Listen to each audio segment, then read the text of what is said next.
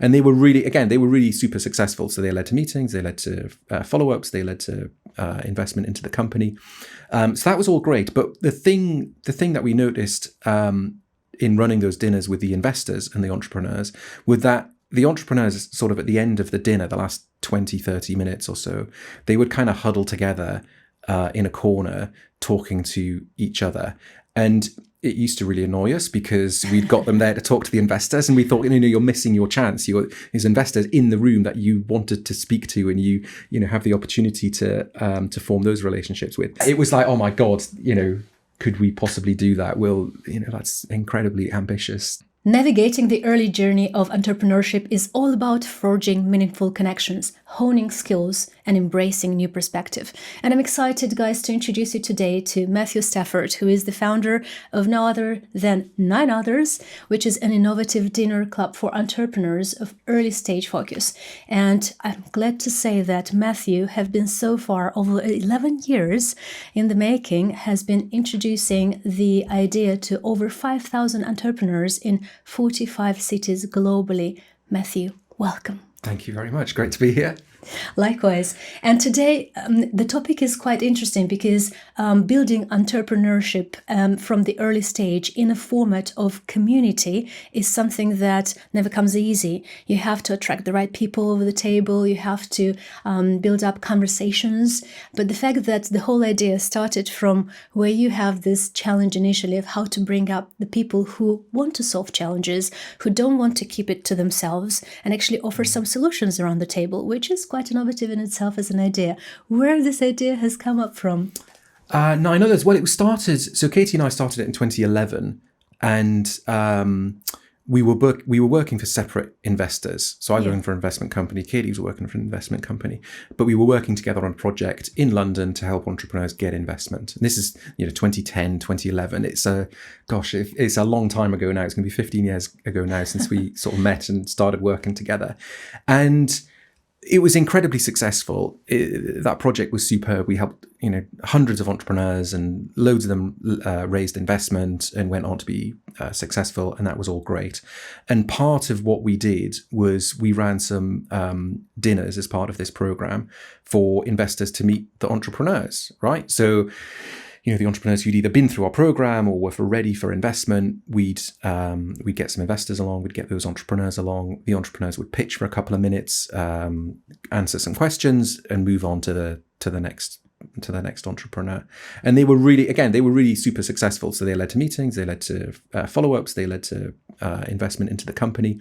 So that was all great. But the thing that we noticed in running those dinners with the investors and the entrepreneurs was that the entrepreneurs sort of at the end of the dinner, the last 20, 30 minutes or so, they would kind of huddle together in a corner talking to each other. And it used to really annoy us because we'd got them there to talk to the investors and we thought, you're missing your chance. These investors in the room that you wanted to speak to and you have the opportunity to form those relationships with. But they weren't doing it. They were kind of huddled together amongst themselves for the last few minutes. But then it happened often enough with different groups of entrepreneurs that we sort of figured out what was going on. And what we figured out, again, maybe it's not rocket science, but it took us a while. We thought, okay, they've kind of done the pitching bit, right? They've connected with the investors, they've told them what they're up to and answered the questions and all that sort of stuff. Yeah, they'll get the follow-up with the investor.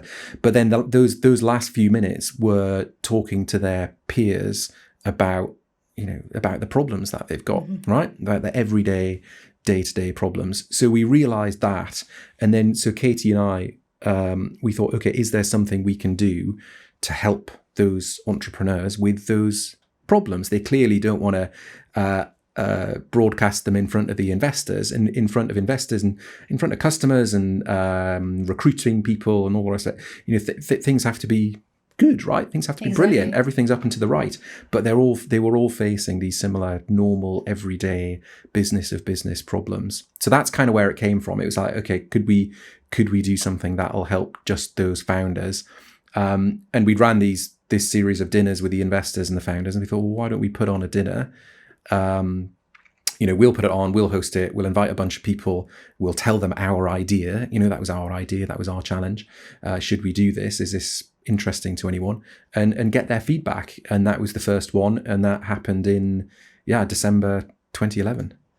Amazing. Some time from now on, but Yeah. you kept it very consistent over the years, haven't you? And the fact that you also spread across globally, it's another factor that the need for some ideas like that is really there. Yeah, we did, and we got mixed feedback on that first one, which was deliberate. If you're starting something new, you gotta put it out there, but you can't just ask your parents what they think, because they'll think it's brilliant. So you've got to get challenging different views. So we invited a range of people that would come along and give us, and we asked for robust, candid feedback. Some of it clicked with us, some of it didn't. So we kind of distilled that down, and then we thought, right, let's do another one in the January. And the one in the January of 2012 was the second 9 Others dinner, and we put a price on it. We run it through Eventbrite. We put a ticket on it, and people pay for the ticket. That covers the cost of the dinner. It's only ever 10 people. We do them once a month. The ticket cost covers the cost of the dinner, and then we talk about the challenges and try to help each other out. And then we've just consistently done around one every month ever since. And it was in 2012. We thought, okay, this is great. We'd done, I think it was in like the summer, in June or July, so we'd done half a dozen, 7 or 8 dinners.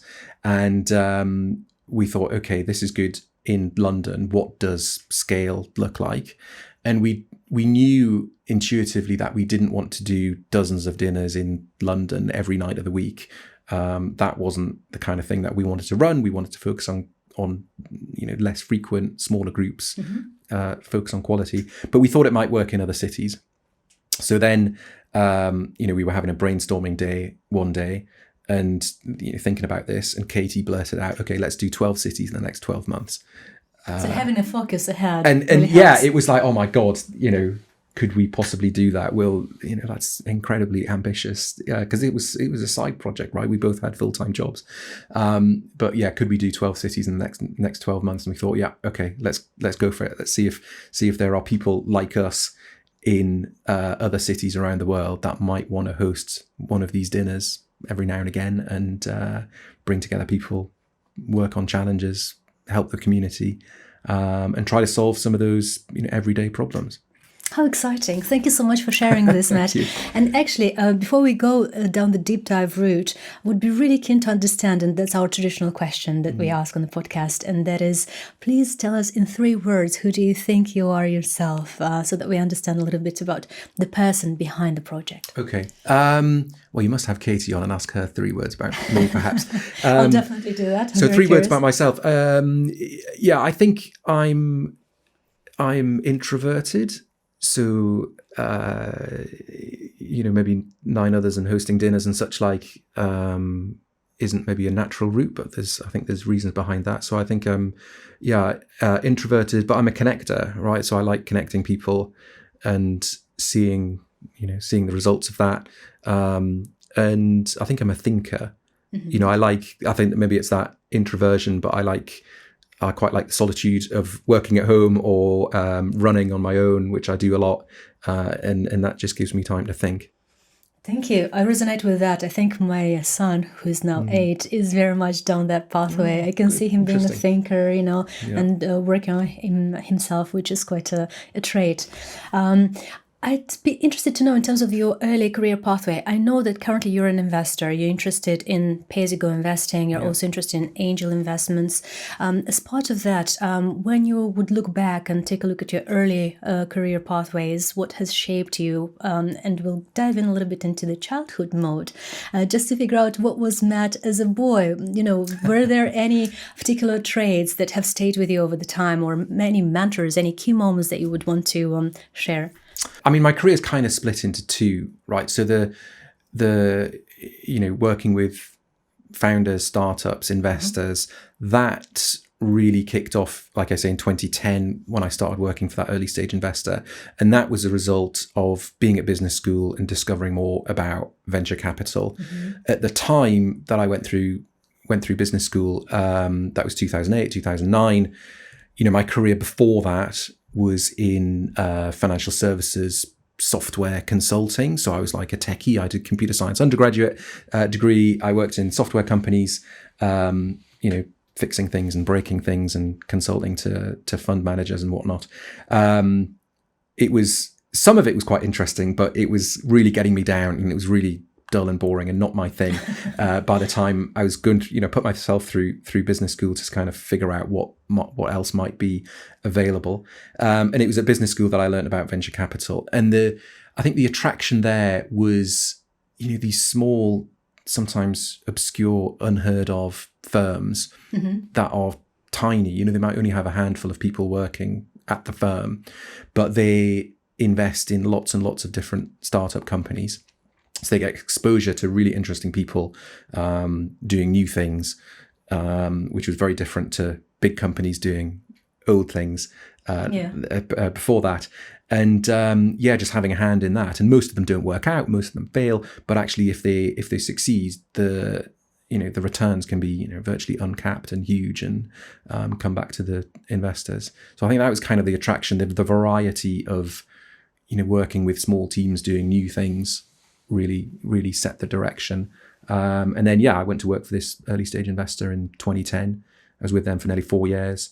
It was fantastic. I absolutely loved it. And I'd gone from working in huge software companies with sometimes tens of thousands of people to working at this investor, and there were 4 partners. There was me, and there was one other member of staff, and that was it. So it was quite a change, but I loved it.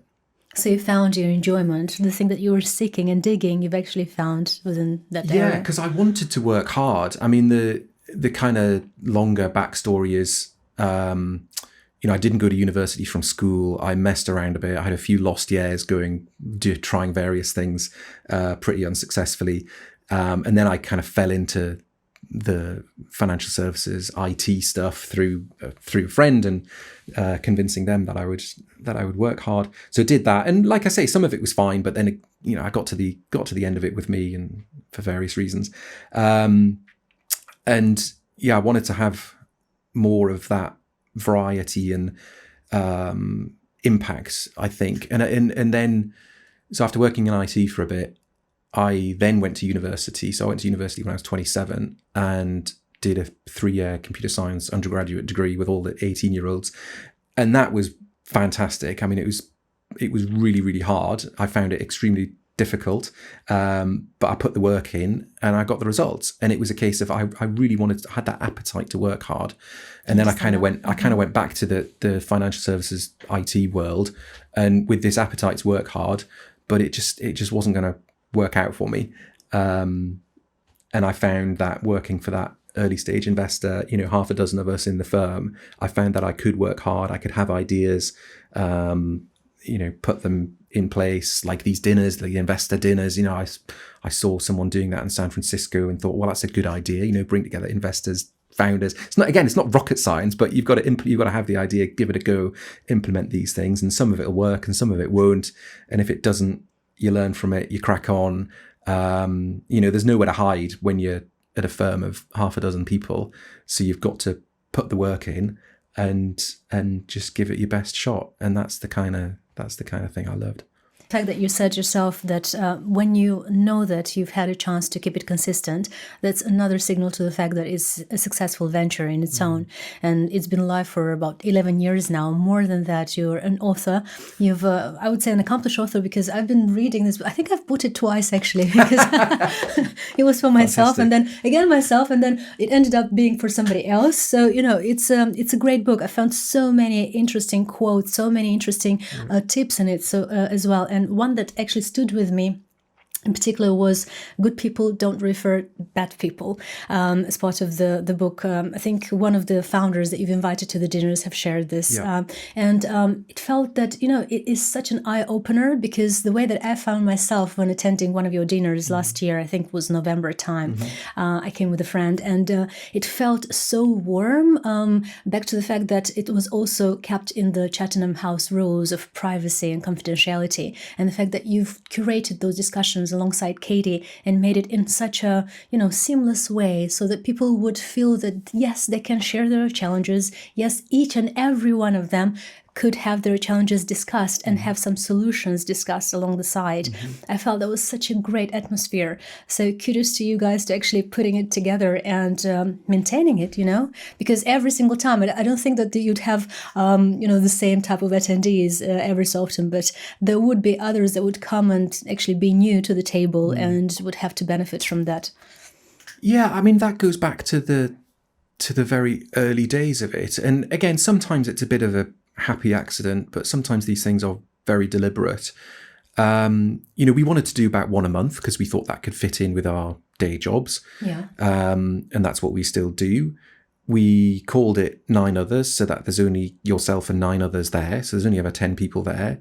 And that was deliberate because we didn't want to get tempted into having an 11th person, a 15th person, a 25th person, because we knew that would sort of dilute the quality. And it was more important to get good people there. To your point about John's quote, it's more important to get good people there than to get lots of people there. Exactly. And because we had day jobs, that one a month, 10 people, Katie and I are 2 of them. So, we thought that would kind of work. And again, because we could focus on trying to get good people there, and we were meeting founders in our day jobs, we could sort of loosely curate who was there. And it was all about having people there that were going to contribute. And I think that's the word that we've had in ourselves. Like, is this person going to come along and contribute? And there's that other book, about givers and takers. And if you get a room full of takers, and everyone's there for what they can take out of it. And we've all been at networking events where people are just there to hoover up business cards and sell and ram their services down your throat and all that sort of stuff. And that just wasn't our thing. So we thought, well, if we can get along and get a room full of people who are there to contribute to one another, what harm? There's all sorts of good going to come from that. And again, I think that goes back to the early days of doing it once a month, only having 10 people there. We could sort of, loosely curate who was going to come along. So we'd have a pretty good sense that someone was going to come along and contribute. And they've got to, everyone has to buy their ticket, right? I mean, it covers cost of the dinner. But again, that was important to us. We wanted people to come along and contribute. Some people in that very first dinner said, "Oh, get some corporate sponsor. You'll earn more money. They'll want to be there to meet all the founders." And that just didn't sit right with us because we thought we'd forever be going, looking for the next corporate sponsor rather than focusing on the few other people around the table. And I think that's an important thing that, I look for now in businesses is, okay, when you take things away, what are you left with? Like, what will you not compromise on? Great point. And I think if getting a sponsor for more money was our thing, then we'd compromise on the people around the table, and the people around the table wouldn't matter so much as that sponsor. And for us, that was the wrong way around. So that's why we have, people pay, they're more inclined to show up if they put their hand in their pocket, and they've contributed sometimes weeks before the dinner. So they've contributed in paying for it, so they're more likely to show up. So they'll come along, they'll share their challenge, which is contributing, and for other people's challenge, they'll chip in and suggest some ideas, solutions, tell some stories, make some introductions. When reading the book, I could absolutely resonate with what you're saying, because in terms of compromising on, some other opportunities or other values that others might think are important, but then you're knowing what's important from the perspective of building your own brand, I think that in that way, people get that, the curation element is not through the sponsor or, some other people behind the scenes who might want to get their voice heard as well, but it's more of a case of what's their actual story, and they can speak freely about that. On that note, when I joined, I know that you have your own community on Slack, which is numbering, if I'm allowed to say the number, which is over 2,000 people. That's humongous. Because you could get your voice out there. You've got your own newsletter that you circulate with weekly reads, which I never miss in terms of some recommendations on the books and whatnot. With a lot of those books, I resonate myself because I'm reading whenever I have some free time as well. And that's priceless, to have this community where you can exchange ideas which are outside of your entrepreneurship focus, because come on, we all have lifestyle. We all have, some free time that we need to fit it all with some type of valuable activity. So how does that newsletter comes along? 9 Others is there for what people make of it for themselves as well. So again, over the years, we've been doing this many, many years, and sometimes in the early to middle years, I'd feel a bit bad about or a bit guilty about not helping the people as much as maybe I could, right? They come to a dinner, they have their challenge, people try to help out the table, and then sometimes we don't hear from people, and it's like, oh crikey, I feel bad, I should catch up with them, what they're doing, and I try to do a bit of that. But then also, in the last few years, I realized that, like you're saying about the Slack channel, it's got quite a few people in there, but it's there for what people will make of it as well. And I think that's an important thought that I had a few years ago, was that, okay, people come to the dinner, they can contribute, they can get help, they can give help. And then, as Katie puts it, the dinner is kind of the kickoff to them having those relationships with other people and helping to solve their challenge. And that's the kickoff to it. And what they do from there is up to them. And some people, use it an awful lot, and that's fantastic. And others don't. But that's kind of, I don't know, my handover to their responsibility. I used to feel a bit bad about it, not doing enough. But yeah, it's those things, like the dinner is the core, and we want to make that, as interesting and as useful as possible, and to bring in the people who are going to contribute and all the rest of it. But then after that, there are other things that people can use. Sounds like it's a great place to form some form of a directory around people's services or interests, where, say, for instance, people who are interested in AI could relate to some other people in your community, or people interested in retail, and so forth. It's just like, how you guys connect people around the table, and then how you connect them on Slack. It's very interesting. Yeah. And again, it's down to the person. So, I try to, if someone asks me, who should I talk to for the bleeding edge of AI, then I'll try and have a think about it. But also, now that the community is in the thousands, I don't always remember everybody straight away, and it's often around the world. So yeah, they should make use of the Slack and get in touch about the newsletter. And I'm more than happy to push people's questions and asks and whatever else out there. You've actually been so kind as to doing this on my regard too, when you've sent over a wider newsletter just highlighting the event that I've organized. So I'm very, very grateful for that. And to go back then into the area of interest in particular, when trying to pick and choose what are some of the other interests that are spiraling up and helping with the community building that you've put in place together with Katie. I have here a note for you being as a pay-as-you-go investor. And I know it's something that you absolutely love doing, because you've just shared on LinkedIn that there's this mentorship scheme whereby you're part of, in terms of the angel investor. And I'd be keen to find out from your perspective, and again, this is more of a question for those, early stage entrepreneurs who would be listening to this episode, or, the graduates who want to become entrepreneurs without necessarily going down the traditional path route of, building careers in a traditional way. But the question is, your pay-as-you-go investment model is quite intriguing. How did you come up with this approach, and how has it been received so far by entrepreneurs? Perhaps I coined the phrase pay-as-you-go investor. Yeah, I love it. Very trendy. I don't know. I just sort of thought that sort of describes exactly what I do. So I started doing this in sort of myself, sort of 2017, 2018. Before that, I'd helped a bunch of or a handful of high net worths invest some of their money. So I'd go find the opportunities, filter them through, interview them essentially, and then take them to the high net worth couple of people, and they would decide. And then I started, squirreling away a bit of money so that I could invest myself.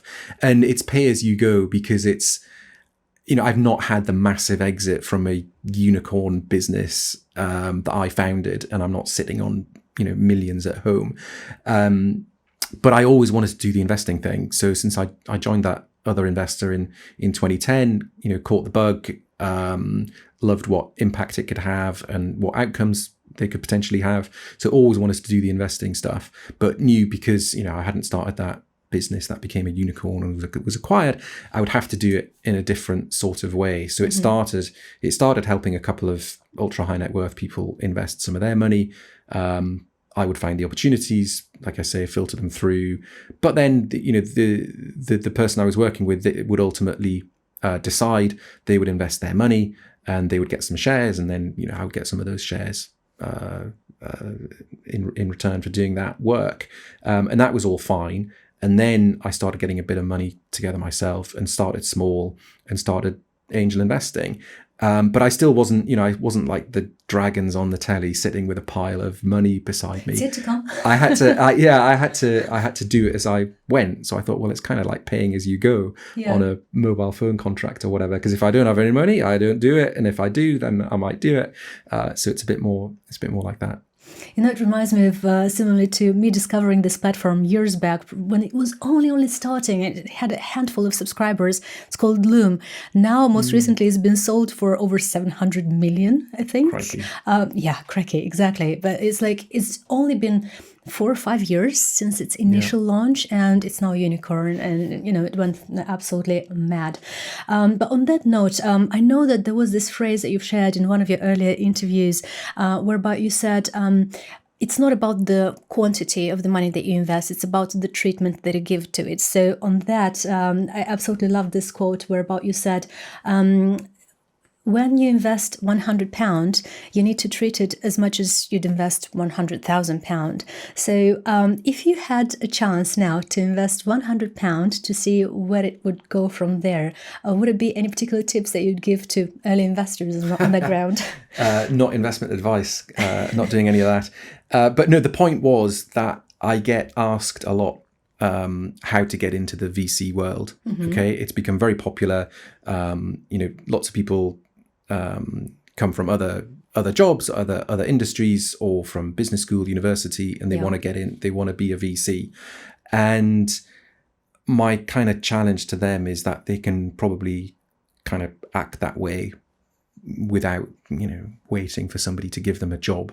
And a lot of the people who want to get into VC, I say to them, just kind of pretend that you're already there, and in that way, invest 100 quid into 10 companies this year. And if you're that interested in it, then you'll do it. You'll find those companies, you'll find it interesting, you'll filter through, you'll write your own memo for yourself. And if you can't be bothered to do that and put your hand in your pocket and, put in 100 quid to 10 companies, then maybe you're not that interested in it, right? So it's a good filter. And, I started a bit more than £100, but relatively small checks into angel investing, and you can never sort of wait until you're really ready or until you can really afford it. I certainly, couldn't have properly afforded it in the years gone by, and had no business investing in these companies really. I mean, I've got kids; it could have gone to their savings accounts and all that sort of stuff. But I wanted to do it so badly that I sort of made that trade-off and made it happen. And the point about putting 100 quid in and acting like it was 100k is to use that as a filter to see whether you really want to do it or not. And it's not really about whether you've put 100 in or 100,000. It's the fact that you've parted with your own money, you've logged into your banking app, you've sent money to a startup, or you've done it as part of a as a Crowdcube or Seeders round or something, probably for that low number, but you've put it in there, so your money's gone. And then you've got to see what happens with that. And you've got to be open to most of it disappearing, and you'll never get the money back because these startups, typically don't work out. But yeah, it's just to begin. It's just to start. If you really want to do it, there's a price for that. There's compromises, there's trade-offs, but go for it. Exactly, just try it out, right? In terms of trying it out, I don't know if you wanted to share any particular platforms where, any newbie can just, go and search for, or is it down to the research around, what's the best way to start the research? Well, I mean, other angel investors are reasonably easy to find on, Twitter, LinkedIn and such like. You can maybe, if you're interested, you ask them how they started. There are crowdfunding platforms, because going direct to a startup and saying, hey, I want to put in £100 won't work out. That'll just, annoy the founder and get in the way if they're trying to raise, hundreds of thousands. But these crowdfunding platforms, likes of Seedrs, Crowdcube, just start looking on those and start filtering through and see what excites you and see what doesn't. And like I say, you can never really wait until you're ready or you can perfectly afford it. But if you have a go and you have a go with a few, then, after doing 4 or 5, you might see some patterns emerge in the companies you're backing, or the products or services they're making, or the founders who started them. I don't know what's right for everybody, but it's only in sort of having a go, relatively low risk with a small amounts of money, that you'll find these things out. And it needs to, as you say, to resonate with your own interests, right? So you wouldn't necessarily want to invest in something that you have absolutely no clue of how it would work on its own, right? In terms of, it needs to be a little bit more of an understanding about the business behind. It might be. I mean, I quite like, I really like the early stage companies that are a bit obscure, and you don't really know where it's going to go. Yeah. And kind of that's the point of startups, because the inevitable result of starting a startup is it's going to get really, really hard. You're probably going to want to give up. You're probably going to be under pressure to give up. And also the other inevitable thing is it's going to change. Right? Where you start isn't going to be where you end up. So you can start with something that's quite obscure because it'll probably change. But if the founder, I don't know, has the right vision and is driven and is generally going in the right direction, then it might, weave around a bit, but ultimately it'll be successful. So it's okay to back the obscure stuff, because if we look at all the successful companies that we know now, like Loom, that might be a bit obscure, and there might be in the early days. Right? Yeah, in the early days, there'll be a long list of reasons why it will fail. Right. It's so easy to look at something and think, okay, I'm going to come up with 50 reasons why this business won't succeed. That's not hard. So actually it's okay to look at the weird stuff, I think.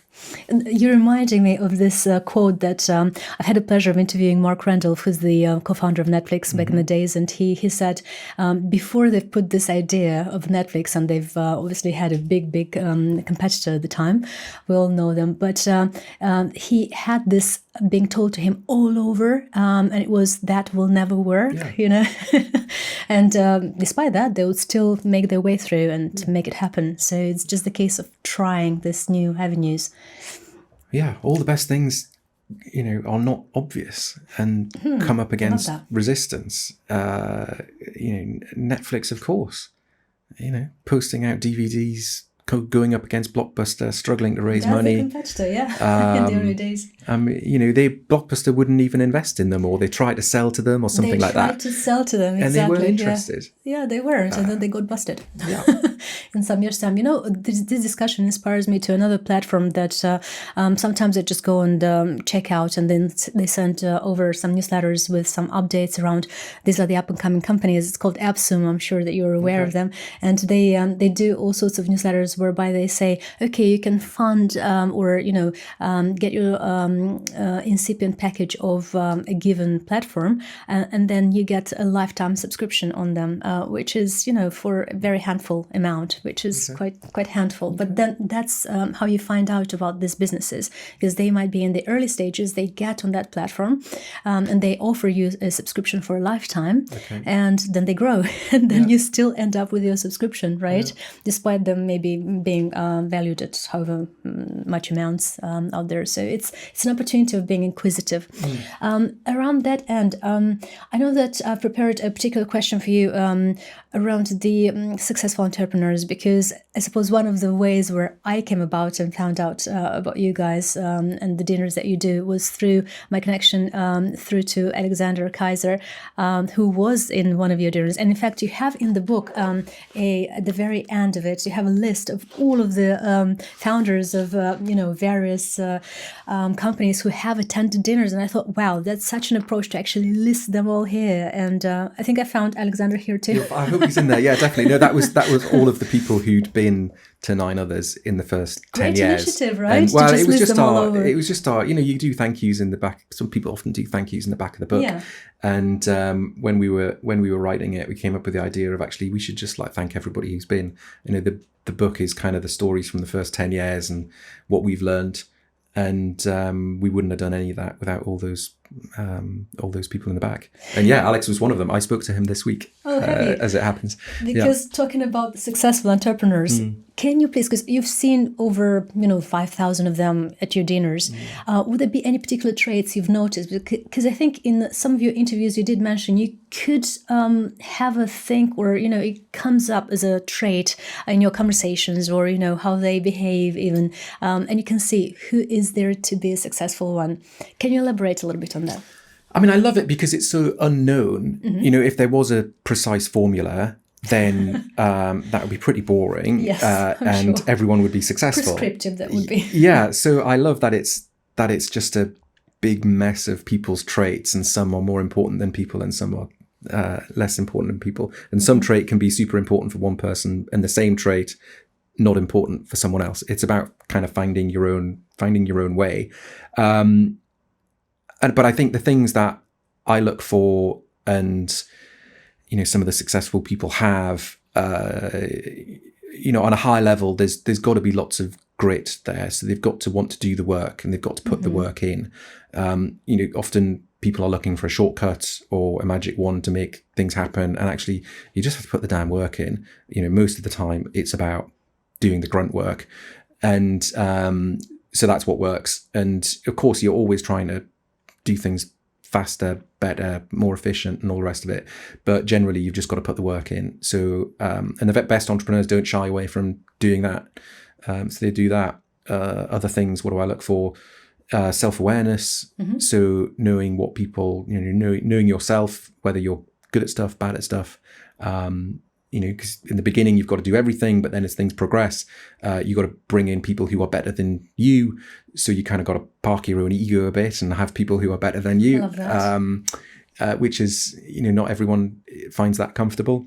For sure. And then also, I want ambition. So for my investing, I want things that can really go extremely, extremely successful.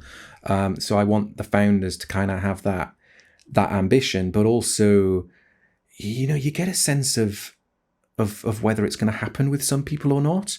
And again, there's no guarantees, but you can just sometimes just get a sense of inevitability about someone's success. So of all these thousands of people that have been to 9 Others, there are a few where you just think, yeah, do you know what? This person is going to be successful at something, right? It might not be this small, obscure business that they've got right now, but they will figure it out if it's there to be figured out. But if it's not, they're going to crack on and they're going to be successful. So yeah, it's a bit picking up on these traits and having a sense for it, but knowing that some are important for some people and some aren't, but it's whether they're aligned with that.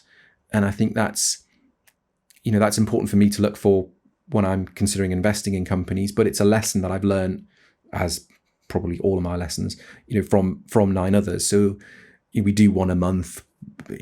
I love it that people come for a couple of dinners and then I might not see them for a couple of years and then they come back. I love all that. But other people might have run that business in a different way. But for us, for me and Katie, it was important to run it that way. And we are completely aligned and congruent with running it that way. And that's why we like it. And that's why we'll, keep doing it. I think if you get the sense where there's a bit of grit between, what the founder wants to do and what they're maybe being told to do or what the outcome is, then it's not gonna work out. They've got to do what their gut tells them as well. Thank you so much. You've just shared some very good traits there. Definitely self-awareness, definitely this ambition to go and make things happen, even though it might not be necessarily the initial idea that they've come with that at the dinner table, but it's also the case of them trying and trying again. Yeah. So that's talking about resilience there. So, all of the great recipes that we can put at the table. And I'm so glad that now we're discussing the building of communities because, I've started to somewhat tip my toes into it when this was the November event that I've supported the charity. And it was in early days, and thank you so much for sharing the note there on 9 others about it, because organizing events on its own, it's quite a big project. Even though it sounds like a one event, an initial event, it took like probably 3 months in the making to get there. So I completely resonate with the fact that building communities in itself, it's a project, a huge one. Now, on that ground, I have another quick question. So we know that networking for startups is really, really important. You have to get people around. You have to forge relationships in order, to just get yourself a broader horizons and just be a little bit more open as a mindset.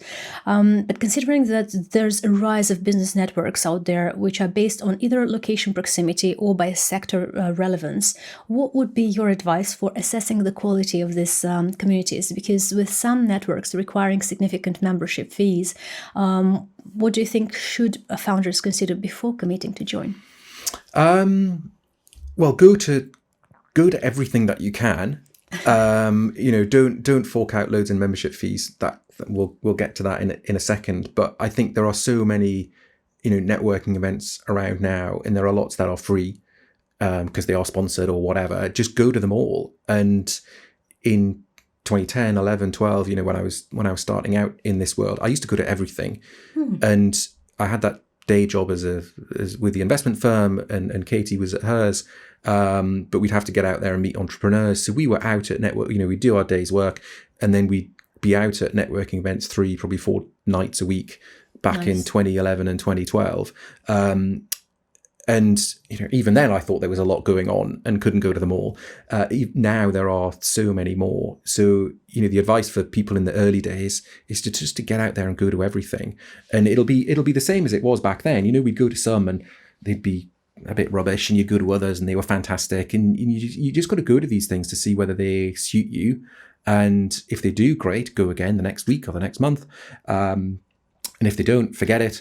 And then once you find the ones you like, then you'll probably meet other repeat visitors to those events, and then you might get to know the organizers of the events, and that's something we did all those years ago as well. And then that's how you make the sort of solid connections, trusted relationships. You just kind of got to go to a lot and realize, maybe it's 80-20 or whatever, but a small amount are going to give you the highest value.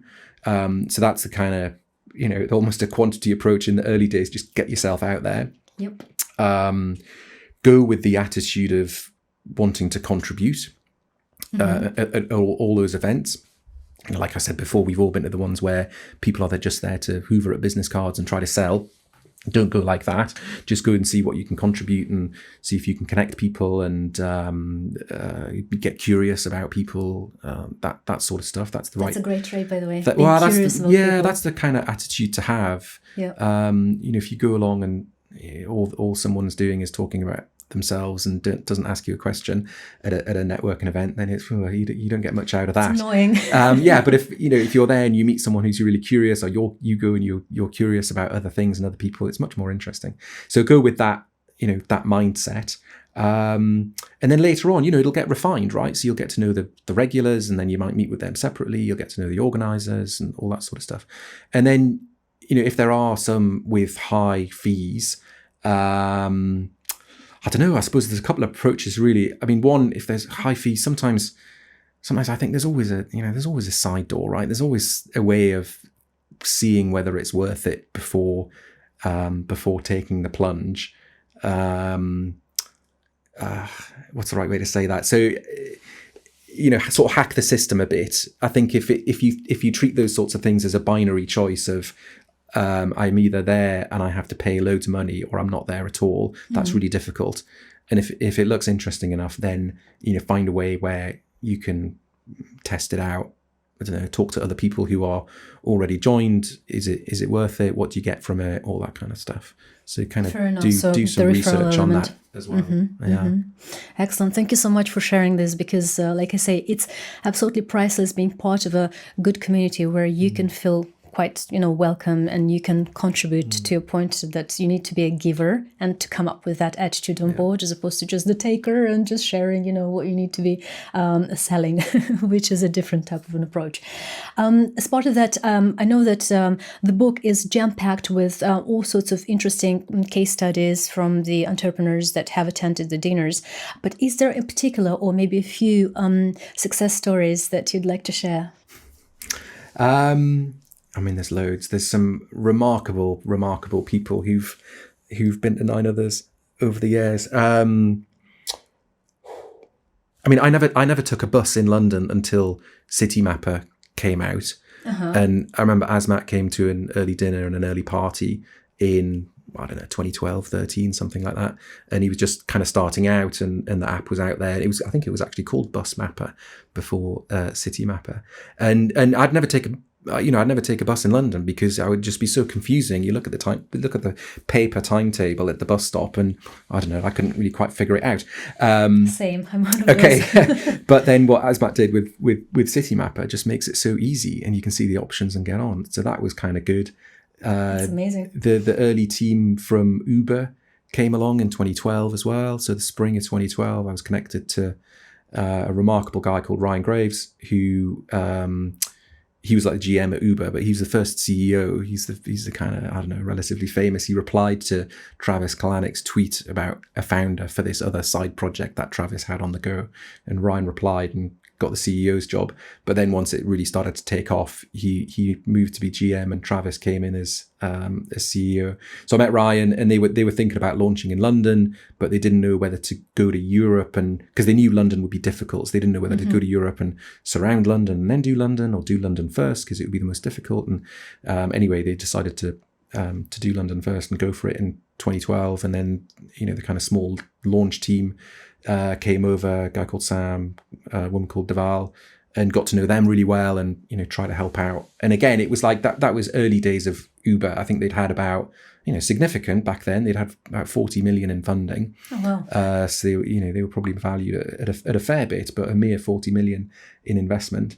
And it was just incredible. It was like, oh my God, these people are special. They're no slouches, and they were going to make that happen in an incredibly hard business to operate. So they were good. One of the ones that I've then gone on to invest in, was a big fan from the start, way before I invested in it, is What 3 Words. I love it. I've got their hoodies and t-shirts and a sign on my office door for What 3 Words. And Chris Sheldrick, the CEO, came along to a few Nine Others dinners in the early days, because it still is a bit of an obscure idea, and he wanted to talk to other people about it and see how it was received in 2013. And I just loved it. I loved it, and try to help them recruit some of their early team and get some of their early investment, and then I've helped them a bit since. It's been fantastic. So yeah, there's all sorts of wonderful people. That's definitely a power of a good connection, what you're telling me about. So you listen to the stories around the table of various participants, and then you get a little bit of a feel about this person is up to do something absolutely significant, which I personally feel like you probably are just enjoying the sheer element of listening this type of stories right around the table, and then connecting. It's fantastic. There's no, again, one of the sort of, happy accidents, I guess, from the beginning. We just thought, if we can do these dinners and help connect these people and just keep connecting them, one guaranteed result is that, a couple of people are going to meet at a dinner, and they're going to, spark their own, relationship, investment, found a company, whatever, and go on and be incredibly successful. And we're going to get nothing from it, right? Nothing tangible from it. And that's fine. And that's something we accepted from the start, right? People have invested in each other. People have done deals. We get nothing from that. I think if we tried to get something from that, Nine Others wouldn't have lasted very long. But we just thought, if we keep doing that, at worst, if we kept doing that, we get to go to dinner with some interesting people, right? That's not bad.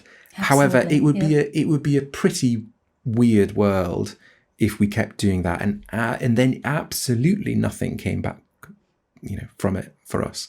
And, you know, it takes a long time and all the rest of it. But all of my work, investments, you know, hopefully good insights, all come from 9 others. So I think you just got to find the right thing and keep doing it. It seems like a puzzle work that every single element then comes together at the right time. So, you know, you guys are connecting the right people, and then it all comes together when it needs to come together. And that leads us nicely to our last, and it's a shame that, you know, the discussion is just coming to the end, but I've got this gamification element at the end of every single interview, which is literally a yes or no question type, which means that, you know, you come up with a very short answer. Okay, I'll do my best. But please let me know on the following. So got just a few questions there. Bear with me. First one, please. What inspires you the most about the future of entrepreneurship? I think the more of it, the better. You know, smart people doing new things is just great. Thank you. What concerns you the most about the future of entrepreneurship? Too much interference from governments and regulation. Thank you.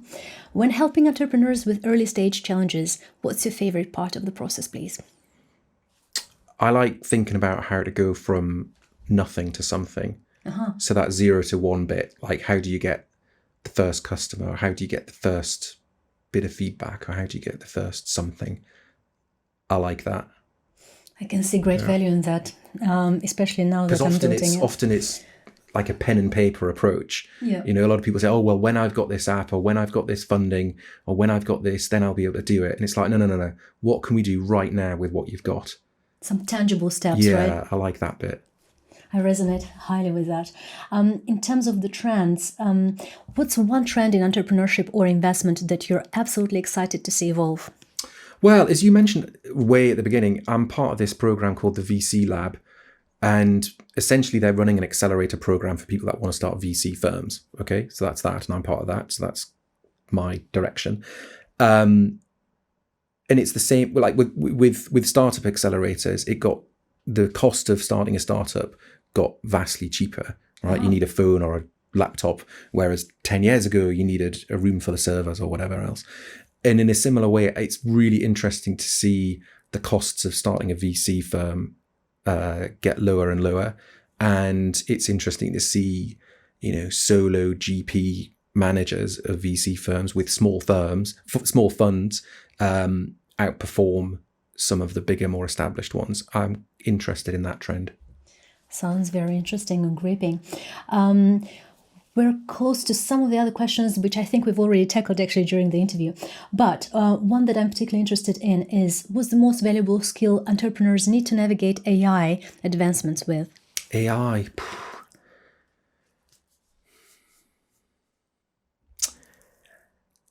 All right, so it might be a bit of a longer answer, but I'm in there are two camps of AI in my view, right? There's the one where you just get curious and you play with it and you try and you experiment and you do lots of things and you build lots of things. It's kind of like, just because it's going to be there. Yeah. I sort of think of it as, you know, every startup's going to have it. Every company's going to have it. So I sort of think people should have a bit of a healthy disregard for it, because for most businesses, it's not the be all and end all. Okay, it's just going to be there. It's like it's like pitching a company that uses electricity. Well, you're not going to put that on your deck because it's just there, and every business has it. You know, I'm sort of, you know, at one edge, I'm on that side of things. So yes, use it, experiment, all the rest of it, but it'll just be there. So have a bit of a healthy disregard for it. But then on the other side, you know, if you're starting an open AI competitor, then sure, you might have to get a bit more in depth. Definitely with that. And the last one, even though there were a few others, but I believe this one in particular is the one that is probably my favorite to ask. If you could have one superpower to resolve startup challenges, what would it be?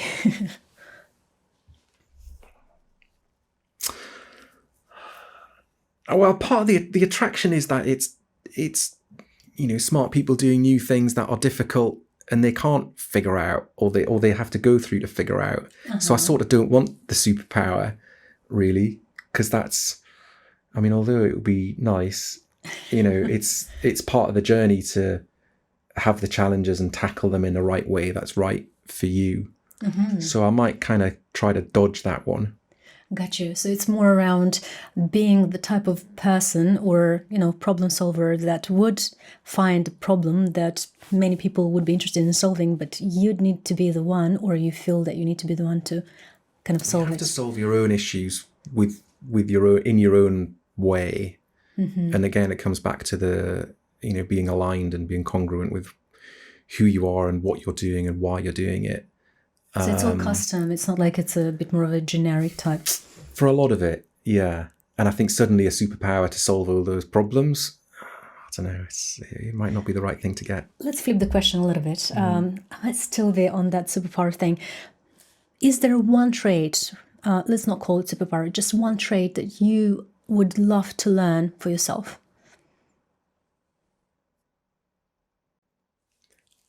I mean, I do it a bit, but I think I'll always want to get better at it.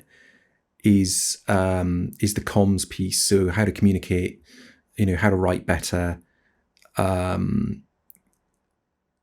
that's always iterating, always refining, always getting better. I've loved writing the book. I love writing, the newsletters, and I just find it really, really interesting. And I love kind of tackling that those written comms and trying to get the right word and trying to be succinct and get the right message out there. That's a bit of a journey that I'm on, that I'm really enjoying trying to get better at it. Thank you so much, Matthew. I think it's definitely a trait that pretty much anyone would need these days.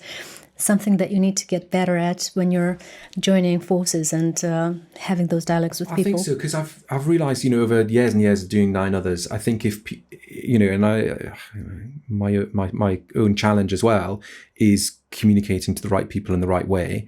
And I think if you get that right, which is a never-ending journey, but if you get that right, it solves many, many other challenges. 100%. If you can, talk to the investors in that way, but then you have to talk to customers in a different way, you have to talk to staff in a different way, but you have to get the message across. So you have to really, really think about it beforehand and then put the right words in place. And it sounds simple, but it's got to be well thought through if it's going to make a difference. And I really like working on that stuff. Thank you very much. Such a great discussion. I'm very grateful for it. Thank you. you.